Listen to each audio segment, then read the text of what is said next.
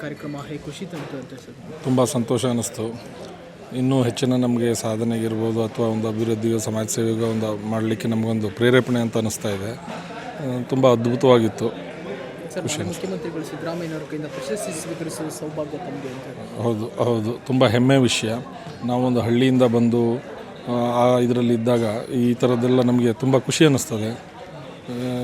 ಎಲ್ಲರಿಗೂ ಈ ಅವಕಾಶ ಸಿಗಲ್ಲ.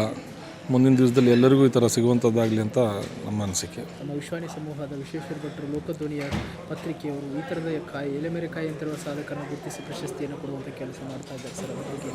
ಅದನ್ನು ನಾನು ನಿಮಗೆ ಹಿಂದೇನೂ ಹೇಳಿದ್ದೆ, ಈಗಲೂ ಹೇಳ್ತಾ ಇದ್ದೀನಿ. ಇದು ತುಂಬ ಒಂದು ಅದ್ಭುತವಾದಂಥ ಕಾರ್ಯ. ಯಾಕೆಂದರೆ ಚಿಕ್ಕದನ್ನು ಯಾರೂ ಇವತ್ತಿನ ಸಮಾಜದಲ್ಲಿ ನಮ್ಮ ಇದರಲ್ಲಿ ಗುರುತಿಸೋರಿಲ್ಲ. ಅದನ್ನು ಗುರುತಿಸಿ ಅವರಿಗೆ ಒಂದು ಏನು ಅಂದರೆ ಆ ಥರ ಇನ್ನೂ ಒಂದು ಹುರಿದುಂಬಿಸುವಂಥದ್ದನ್ನು ಮಾಡ್ತಾಯಿದೆ ಲೋಕಧ್ವನಿ. ಇನ್ನು ಮುಂದೆ ಒಳ್ಳೆಯದಾಗಲಿ, ಲೋಕಧ್ವನಿ ಇನ್ನೂ ತುಂಬ ದೊಡ್ಡದಾಗಿ ಬೆಳೀಲಿ ಅಂತ ನಾವು ಒಂದು ಕೇಳ್ಕೊಳ್ತಾ ಇದ್ದೀವಿ ಅವರಲ್ಲಿ. Sir, congratulations. Thank you.